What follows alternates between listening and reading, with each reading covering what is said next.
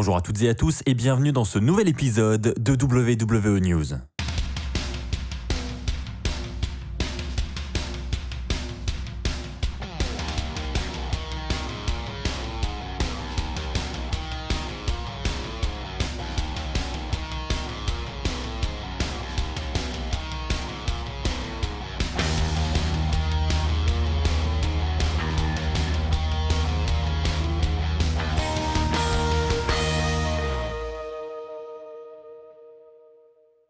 Bonjour à toutes et à tous les amis, c'est Axel de la chaîne YouTube WWE Fan France, j'espère que vous allez tous très bien.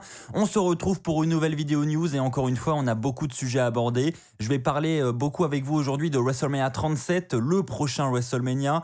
On parlera également du potentiel retour d'une ancienne superstar de la WWE avec une équipe qui pourrait potentiellement se reformer. Et puis je parlerai également avec vous du prochain SmackDown. Et bien ceci étant dit, c'est parti, commençons avec la première grosse information qui va concerner WrestleMania 37. Vous le savez, la WWE a annoncé dimanche dernier que WrestleMania 37 serait le premier pay-per-view à accueillir des fans depuis maintenant presque un an. Et donc évidemment, suite à cette annonce, beaucoup de questions se posent. Comment la WWE va-t-elle procéder pour mettre en place ce show avec des fans?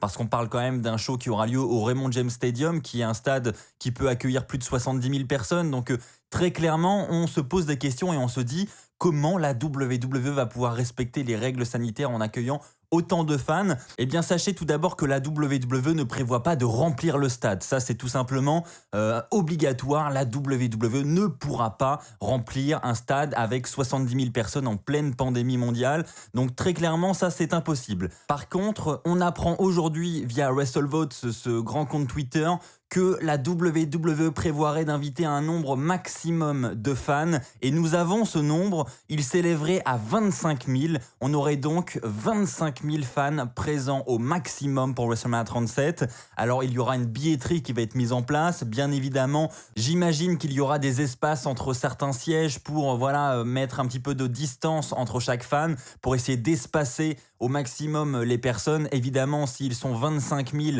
dans un stade de 65 000, on pourrait respecter les distanciations. Donc à voir comment la WWE va s'organiser. Évidemment, je vous tiendrai informé de la sortie des billets, etc.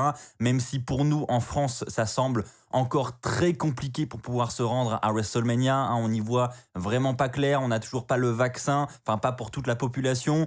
Donc ça semble très compliqué d'aller à WrestleMania cette année. Donc malheureusement pour tous les fans qui ont envie d'y aller, pour tous les Français qui ont envie d'aller à WrestleMania, je pense qu'il faudra attendre l'année prochaine. J'en profite pour revenir sur quelques commentaires que j'ai reçus sur ma dernière vidéo news où j'évoque justement le retour des fans à WrestleMania. J'ai pas précisé quelque chose de très important, c'est que c'est un communiqué officiel de la WWE, un communiqué de presse.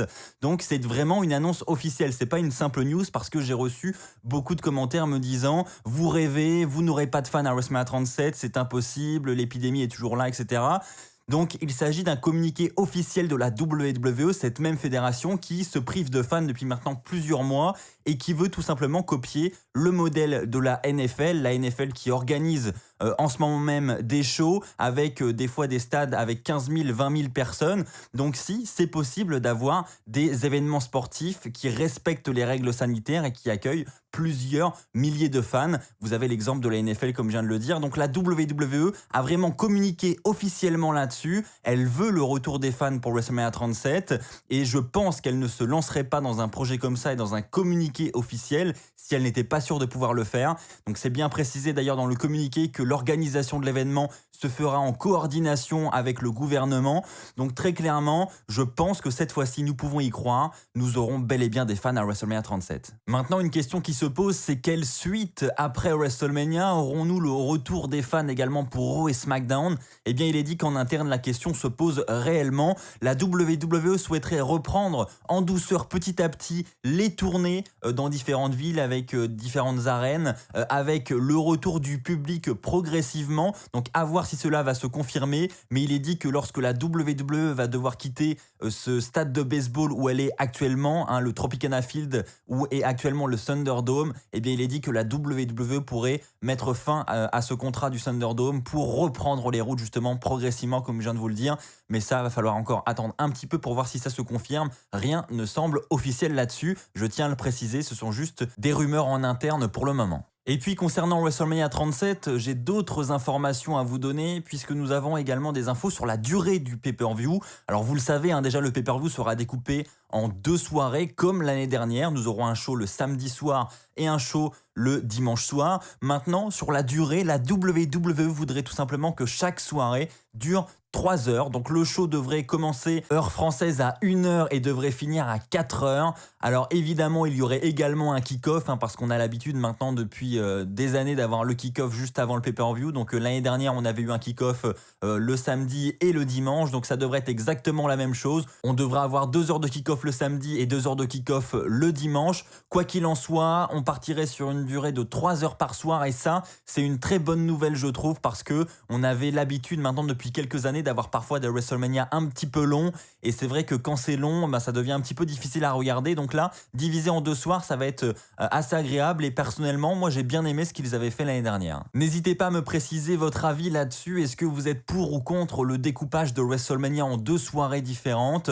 Alors je tiens à le préciser, pour le moment, visiblement, pour le WrestleMania de l'année prochaine, donc le 38 et le 39, la WWE ne découperait pas le pay-per-view parce que pour le moment, du moins, elle a annoncé une seule date et les 2 pay-per-view devraient avoir lieu le dimanche. Donc on devrait avoir toute la carte lors d'une même soirée, mais évidemment cela pourrait changer, je ne dis pas que c'est définitif, mais en tout cas pour le moment le pay-per-view est annoncé sur un seul jour. Alors je vous en ai parlé dans l'intro, nous pourrions assister prochainement au retour d'une ancienne superstar de la WWE, c'est Chad Gable qui a annoncé cela dans The Bump, l'émission de la WWE diffusée sur toutes les plateformes, YouTube et le network également. Chad Gable a tout simplement annoncé que son ancien partenaire des rings, Jason Jordan, serait actuellement en train de s'entraîner pour pouvoir revenir dans les rings. Alors il avait subi une blessure il y a maintenant quelques années de cela qui l'avait empêché de remonter sur les rings.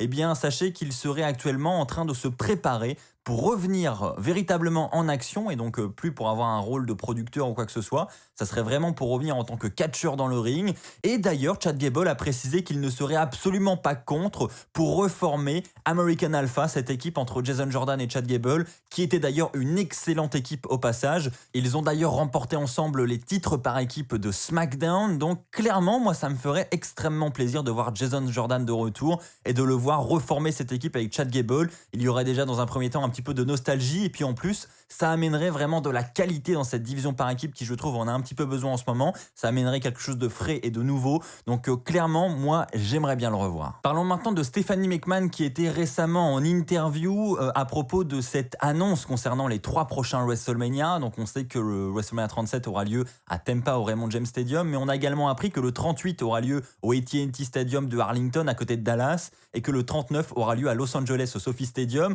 Et donc suite à ces révélations, un journaliste lui a posé la question: pourquoi est-ce que vous avez révélé les destinations des 3 prochains WrestleMania d'un seul coup? Parce qu'on sait qu'habituellement la WWE dévoilait année après année seulement le prochain WrestleMania et là on en a 3 d'un coup. Donc pourquoi? Stephanie McMahon a tout simplement révélé que c'était pour aider tout le monde. Elle dit que ça permet non seulement à la WWE de mieux s'organiser, mais ça permet également aux fans de pouvoir planifier leur prochain voyage et de s'organiser plus facilement. Et je suis assez d'accord avec cette affirmation de Stephanie McMahon. Ça permet à certains fans de faire un choix parmi plusieurs destinations, parmi plusieurs WrestleMania, et c'est une plutôt bonne nouvelle je trouve. Donc j'espère que la WWE va garder cette mentalité pour les prochains WrestleMania qui suivront après le 39, parce que c'est clair qu'en termes d'organisation, c'est quand même beaucoup plus simple. Et enfin les amis, terminons avec la preview du prochain SmackDown. Nous aurons premièrement une course d'obstacles entre Bianca Belair et Bayley. Donc ça a été officialisé lors du dernier SmackDown.